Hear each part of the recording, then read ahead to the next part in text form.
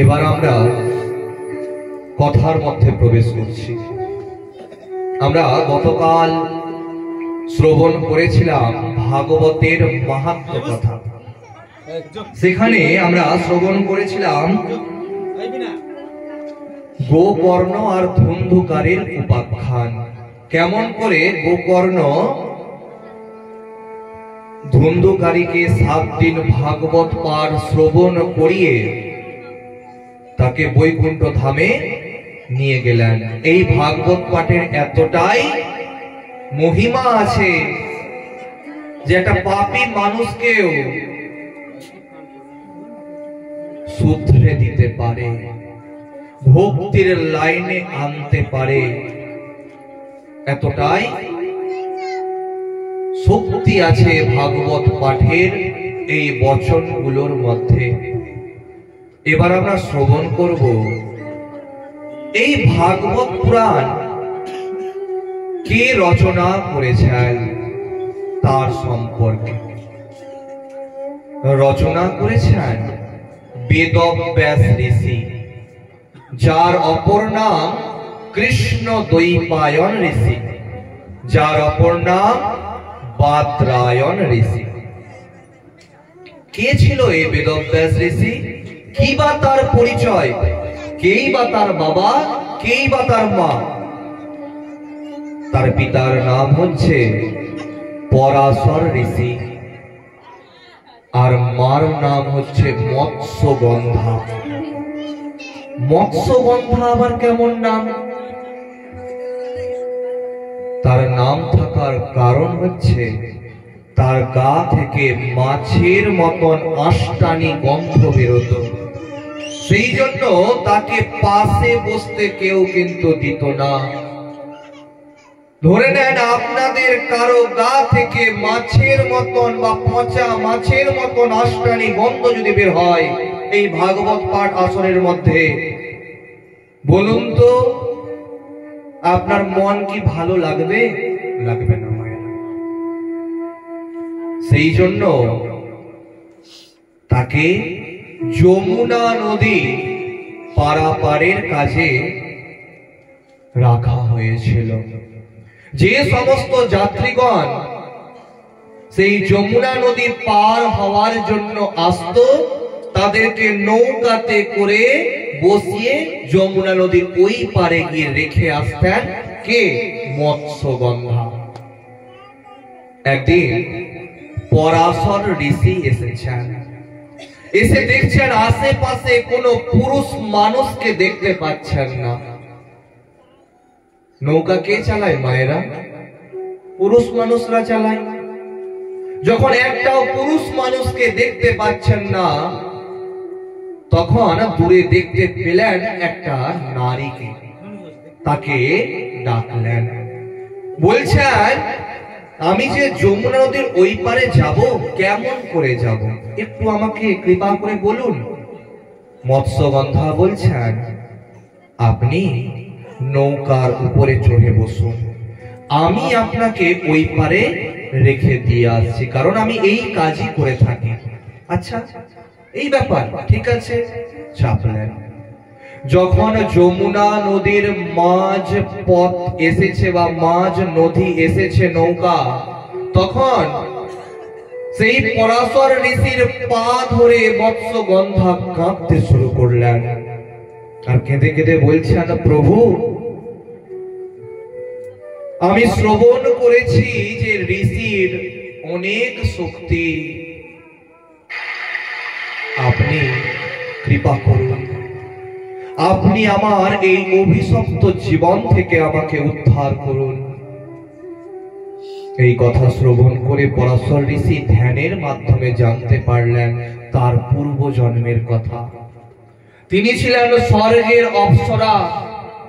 তিনি একবার ইয়ার্কির ছলে, হাসির ছলে, মজার ছলে এক ঋষির উপরে স্নান করতে করতে মাছ ফেলে দিয়েছিলেন। সেই জন্য ঋষির ধ্যান ভঙ্গ হয়েছিল।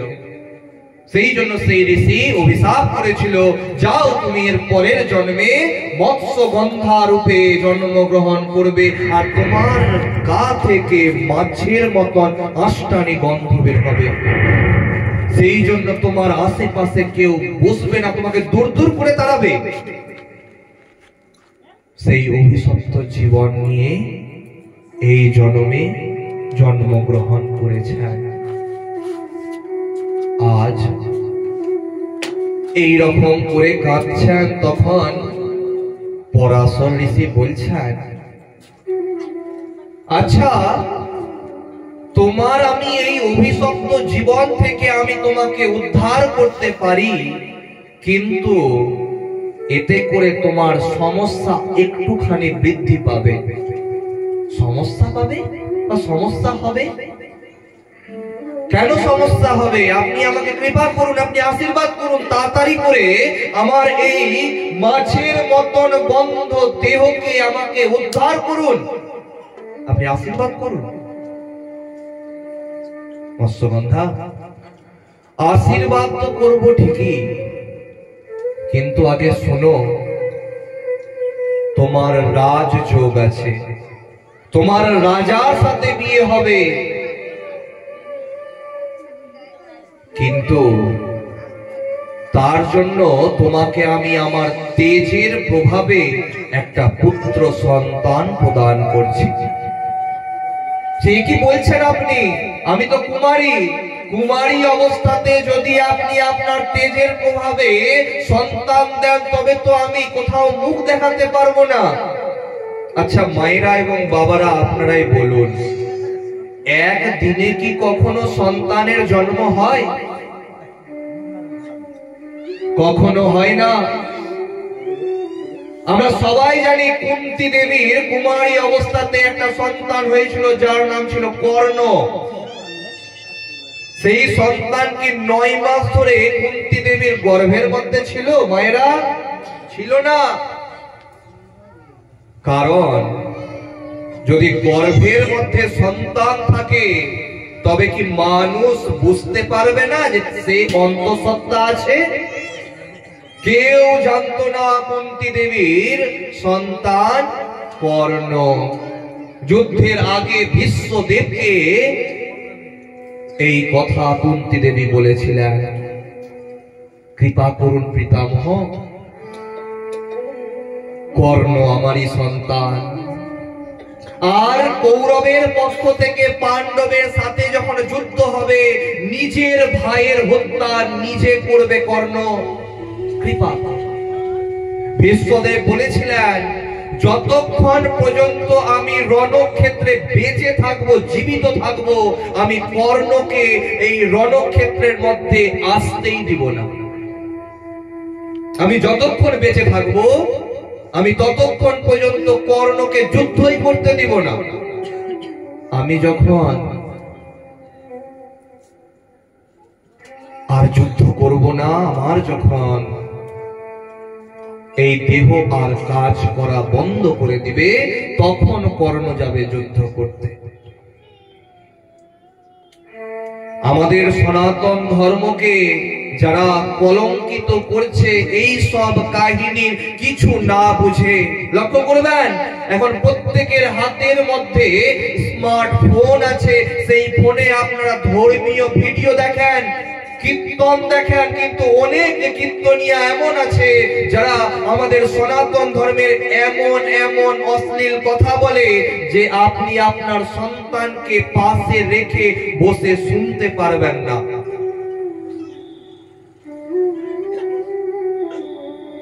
আচ্ছা একটা কথা বলুন তো, আপনাকে যদি কারো সম্পর্কে কোনো কিছু লিখতে বলা হয়, আপনি কি কখনো তার সম্পর্কে খারাপ কথা লিখবেন? কখনো লিখবেন না। দেবাদিদেব মহাদেব সম্পর্কে যদি আমাকে কেউ বলে কিছু লিখতে, আমি তার সম্পর্কে কোনো খারাপ কথা লিখতে পারি তার ভক্ত হয়ে? কখনোই পারি না। বেদব্যাস মুনি কেমন করে খারাপ কথা লিখতে পারেন? পরবর্তী সময়ে অনেকে আমাদের সনাতন ধর্মের উপরে শাসন করেছে। তারা আমাদের সনাতন ধর্মীয় পুস্তকগুলোর মধ্যে অনেক কিছু ভেজাল মিশিয়ে দিয়েছে। বর্তমান সময়ে সেগুলো অনেকটা পরিশুদ্ধ করা হয়েছে, আরো করার কাজ চলছে। কিন্তু যেটা সত্যি জিনিস সেটা তো আপনাদেরকে জানতে হবে। সেই জন্যই আমি ভগবানের কৃপায়, আপনাদের আশীর্বাদে এই গ্রামে বসে ভাগবত পাঠ শ্রবণ করানোর সৌভাগ্য লাভ করেছি। এটা আমার সৌভাগ্যের বিষয় যে আপনাদেরকে হরি কথা আমি শ্রবণ করাতে পারছি, আর আপনারা শ্রবণ করছেন।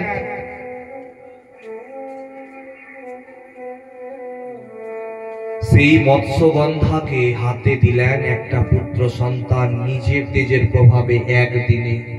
কিন্তু মৎস্যগন্ধা বলছেন, আমি তো এই সন্তানকে আমি বাড়ি নিয়ে যেতে পারবো না, কারণ যেখানে সীতা দেবীর উপরেও আঙ্গুল তোলা হয়েছিল। যখন শ্রীরামচন্দ্র ভগবান রাবণকে বধ করে সীতা দেবীকে নিয়ে অযোধ্যা পুরীতে আসেন, সেই অযোধ্যা পুরীর নগরবাসী বলেন যে তার গর্ভের মধ্যে, অর্থাৎ সীতার গর্ভের মধ্যে রাবণের সন্তান আছে। সেই জন্য শ্রী রামচন্দ্র ভগবানকে সীতা দেবীকে বনবাসে দিতে হয়েছিল বাল্মীকি মুনির কাছে।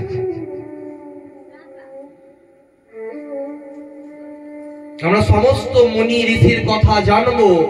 আমরা খুব মন দিয়ে পাঠ শ্রবণ করব। দয়া করে কেউ কথা বলবেন না, পিছনে কথা হচ্ছে আমি দেখতে পাচ্ছি, দয়া করে কেউ কথা বলবেন না। সেই মৎস্যগন্ধা হাতের মধ্যে সন্তানটা নিয়েছেন, আমি কি করব? তখন পরাশর ঋষি বলছেন যে এই সন্তান মহাভারত রচনা করবে, 18টা পুরাণ রচনা করবে, তার সর্বশ্রেষ্ঠ পুরাণ ভাগবত মহাপুরাণ রচনা করবে, যা কলিযুগে মানুষের হৃদয়ের মধ্যে বিরাজ করবে। লক্ষ্য করবেন সব থেকে বেশি কিন্তু ভাগবত পাঠ হয়ে থাকে। সমস্ত পুরাণের মধ্যে সব থেকে বেশি কি পাঠ হয়? ভাগবত পাঠ হয়ে থাকে। কারণ গোবিন্দ বলছেন ভাগবত পাঠ যারা শ্রবণ করবে তারা আমার কৃপা লাভ করবে, এটা আমার বাংময় রূপ। ওই জন্য এই ভাগবত স্কন্ধে ভাগ করা হয়েছে। এই ভাগবতের মধ্যে 12টা স্কন্ধ আছে, যেখানে ভগবান নিজের শরীরের অঙ্গকে বুঝিয়েছেন 12টা স্কন্ধের মধ্যে। তো সেই মৎস্যগন্ধা বললেন, আমি তো এই সন্তানকে তবুও বাড়ি নিয়ে যেতে পারবো না, আমি এই সন্তানকে একটা দ্বীপের মধ্যে রেখে দিব আর বাড়ি চলে যাব। আচ্ছা শুনে যাও, আজ থেকে জগৎ সংসার তোমাকে আর মৎস্যগন্ধা রূপে জানবে না। আজ থেকে তোমার গা থেকে পদ্মের মতন সুমধুর গন্ধ বের হবে। সেই জন্য তোমাকে আজ থেকে জগৎবাসী সত্যবতী রূপে জানবে এবং তোমার শান্তনু রাজার সাথে বিবাহ হবে। এই কথা কিন্তু বলে দিলেন। তখন সেই সন্তানকে নিয়ে চারিদিকে জলভাগ আর মাঝখানের যে চর, আমরা যাকে চর বলি, সেই চরের মধ্যে রেখে দিয়ে চলে আসলেন বাড়ি সেই সত্যবতী। যেহেতু তার দ্বীপে জন্ম হয়েছিল, দ্বীপ মানে হচ্ছে চর, সেই জন্য তার নাম হচ্ছে কৃষ্ণ দ্বৈপায়ন।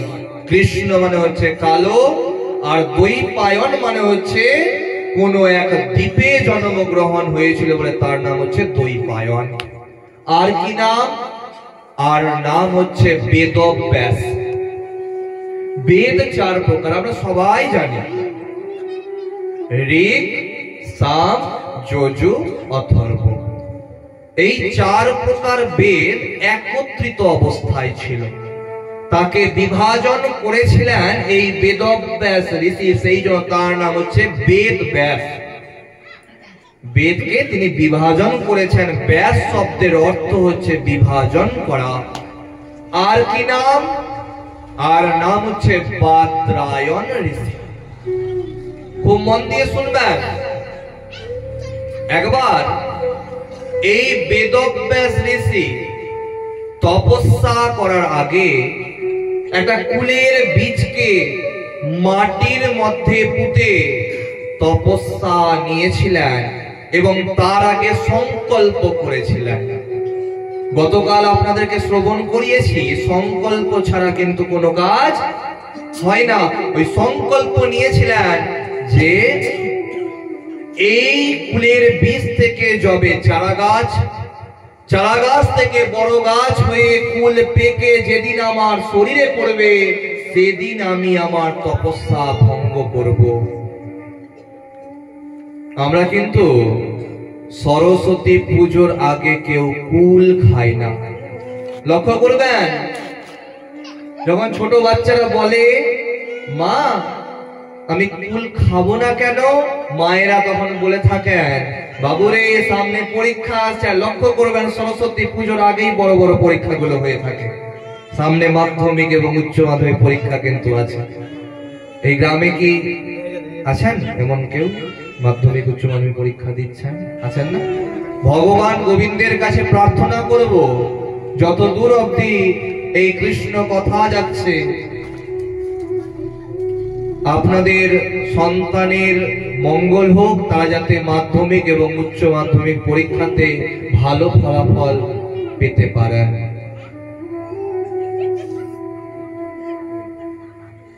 তো সেই সরস্বতী পুজোর আগে কিন্তু কুল খেতে নেই। কুল যদি আপনি খান তবে কি হবে? ভগবান আপনাকে পাপ দিবে। এই কথা বলে থাকে তো মায়েরা তার সন্তানকে, তাই তো বলেন, অন্য কিছু বলেন আপনারা? লেখাপড়া তোর হবে না কুল যদি খাস রে। আর গ্রামে তো অনেক গাছ থাকে কুলের। তো এর কারণ কিন্তু অন্য আছে। একদিন কিন্তু সেই কুলের বীজ থেকে চারা গাছ হয়ে বড় গাছ হয়ে কুল কিন্তু পড়েছিল কার গায়ে? বেদব্যাস ঋষির গায়ে। সেই তিথি ছিল শুক্লা পঞ্চমী তিথি। কোন তিথি? শুক্লা পঞ্চমী তিথি। যে তিথিতে সরস্বতী মা এসেছিলেন কার কাছে? বেদব্যাস ঋষির কাছে এসে আশীর্বাদ দিয়েছিলেন। এবং তারপর থেকে বেদব্যাস ঋষি ব্রহ্মসূত্র নামক একটা গ্রন্থ লেখা শুরু করেন। ওই জন্য যদি গুগলেও সার্চ করেন যে ব্রহ্মসূত্র নামক গ্রন্থটা কে লিখেছে, উত্তরে আসবে বাদরায়ণ ঋষি। কিন্তু বাদরায়ণ ঋষিটাই বেদব্যাস ঋষি। কিন্তু যখন ব্রহ্মসূত্র গ্রন্থটা রচনা করে তখন তার নাম হয়ে গেছিল কি? বাদরায়ণ ঋষি। সেই জন্য বাদরায়ণ ঋষি বলা হয়। আর সেই শুক্লা পঞ্চমী তিথিতে আপনারা কিন্তু সরস্বতী পুজো করে থাকেন মায়েরা এবং বাবারা। আপনারা জানলে অবাক হবেন, আপনারা সবাই কিন্তু সরস্বতী পুজোতে হাতে খড়ি দিয়ে থাকেন। দেখবেন আপনার সন্তানের হাতে খড়ি কোন দিন দেন? সরস্বতী পুজোর দিন। কিন্তু সরস্বতী পুজোর দিন হাতে খড়ি দিতে হয় না। খুব মন দিয়ে শুনেন কিন্তু কথাটা। আমিও সরস্বতী পুজো করতে যখন যাই, সন্তানদেরকে কিন্তু নিয়ে চলে আসা হয় যে পণ্ডিত মশাই আপনি কিন্তু আমার সন্তানের হাতে খড়িটা দিয়ে দেন। আমি না পেরে কিন্তু দিতে বাধ্য হই। আমি এই সব জিনিস কিন্তু আমি আগেই কোন পুজোর আগে ভিডিও করে কিন্তু আমি পোস্ট করে দিই আগে। আর আমার ভিডিও কিন্তু অনেক আমাদের মতন বয়সের মানুষজন দেখছে। আর আপনাদের কৃপাতে খুব তাড়াতাড়ি 1 লক্ষ ফলোয়ার হয়ে যাবে গোবিন্দের কৃপাতে এবং আপনাদের আশীর্বাদে। এমনি এমনি তো হচ্ছে না, আপনারা সবাই কিন্তু দেখছেন, তবেই কিন্তু হচ্ছে। তো সেই জিনিসগুলো আমি কিন্তু আমার ভিডিওর মাধ্যমে কিন্তু বলে দিই। লক্ষ্য করবেন, আপনাদের বাড়িতে যদি পঞ্জিকা থাকে, তখন আপনাদের বাড়িতে যদি কারো বিবাহ হয়, বিয়ের আগে কিন্তু আপনারা শুভ দিন দেখেন, যে বিবাহের কোন কোন দিনটা বিবাহের আছে দেখে নিই আগে ডেটগুলো, কারণ আগেই দেখে নিব, তবে পুরোহিত মশাইকে বুকিং করতে সুবিধা হবে। যদি ওই পুরোহিত মশাই অন্য জায়গায় পুজো ধরে নেয় বা বিবাহ ধরে নেয়, তবে তো সেই লগ্নে তো আমার বিবাহটা দিতে পারবে না, ঠিক না মায়েরা? সেই জন্য আপনারা কিন্তু পণ্ডিত মশাইকে ডেকে দিন ধরেন যে কোন দিনে আপনার সন্তানের বিবাহ হবে, কিন্তু তার নিচেই বিদ্যারম্ভ বলে একটা কথা লেখা থাকে। কি লেখা থাকে? বিদ্যারম্ভ। সেই বিদ্যারম্ভের দিন যেগুলো থাকে, সেই দিনের মধ্যে কিন্তু হাতে খড়ি দিতে হয়। কিন্তু আমরা তো আজীবন এটাই জানি যে সরস্বতী পুজোর দিন হাতে খড়ি দিতে হয়। দেখেন মায়েরা এবং বাবারা, সরস্বতী পুজোর দিন আমরা কি করি? আমাদের নিজের বই পুস্তককে আমরা কিন্তু সরস্বতী মার কাছে গিয়ে রেখে আসি।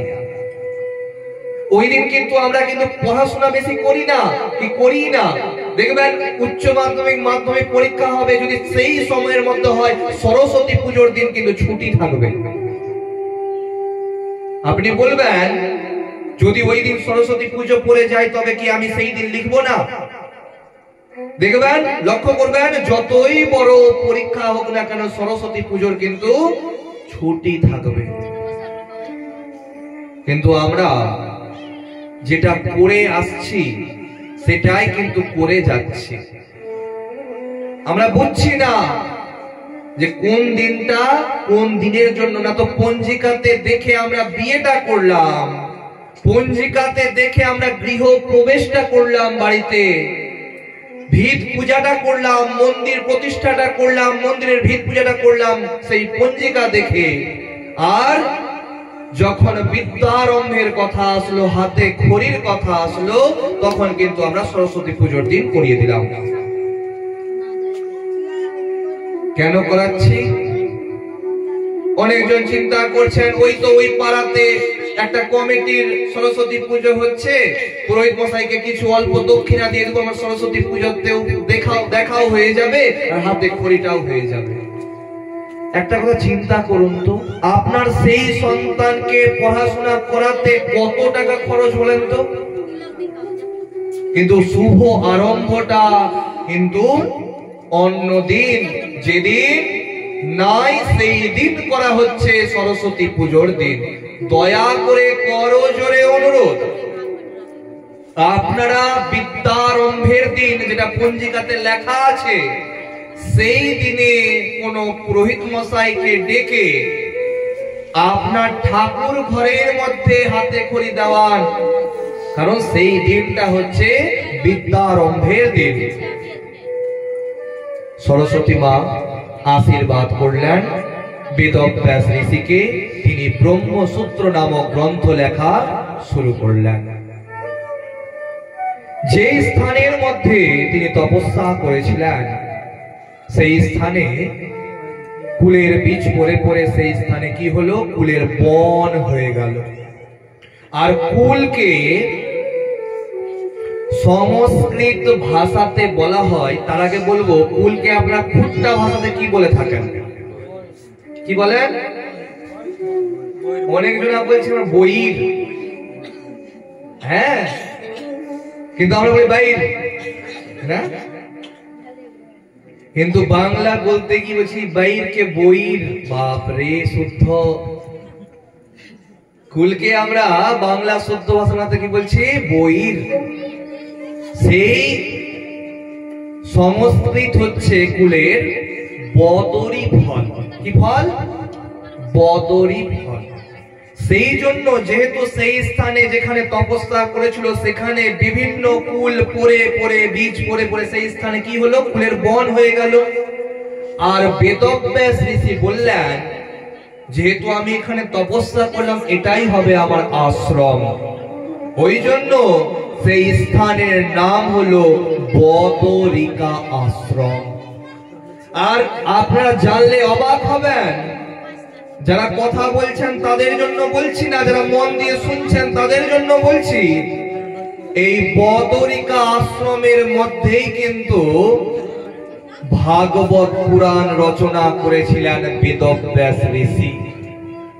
बोलिए वेदव्यास ऋषि की, प्रेम से बोलिए बाके बिहारी लाल की, प्रेम से बोलिए राधे राधे। আপনারা প্রশ্ন করবেন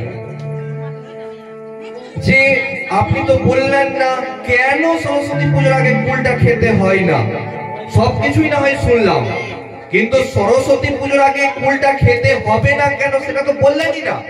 তবে কিভাবে বুঝবো? এত কিছু শুনলাম। এর কারণ হচ্ছে, আপনার বাড়িতে যদি সত্যনারায়ণ পুজো আপনি দেন, আর 2 দিন আগে যদি হাট থেকে বাজার করেন প্রসাদের, আর বাড়ি নিয়ে আসেন, আর আপনার সন্তান যদি বলে মা আমি কি এই প্রসাদটা খাবো, তখন আপনি বলেন বাবুরে 2 দিন পরে আমার বাড়িতে পুজোটা আছে, পুজোটা হয়ে যাবে, তাহলে প্রসাদ খাস বাবু। ভোগ আর প্রসাদের মধ্যে কিন্তু পার্থক্য আছে, খুব মন দিয়ে শুনুন। যখন বাজার থেকে আপনি কোনো কিছু ফলমূল কিনে নিয়ে আসছেন সেটা হচ্ছে ভোগ, কিন্তু সেটা গোবিন্দের চরণে যখন অর্পণ করে দিচ্ছেন, নিবেদন করে দিচ্ছেন, সেটা হয়ে যাচ্ছে প্রসাদ। আমরা কিন্তু সবাই প্রসাদ খাই, আমরা কিন্তু কেউ ভোগ খাই না। কিন্তু অনেকে দেখবেন যে হাত পেতে বলবে একটু ভোগটা দাও তো। আমরা কি ভোগ খাই? আমরা কিন্তু প্রসাদ খাই। প্রেম সে বলিয়ে শ্রীকৃষ্ণ ভগবান কি জয়। যেহেতু সরস্বতী পুজোতে কুল লাগেই লাগে, লক্ষ্য করবেন যাই কিছু দেন না কেন সরস্বতী পুজোতে কুল ছাড়া সরস্বতী পুজো হয় না। অনেক ফলমূল দেন, সরস্বতী পূজাতে কুলটা আপনি দিলেন না, সরস্বতী পুজো কিন্তু হবে না।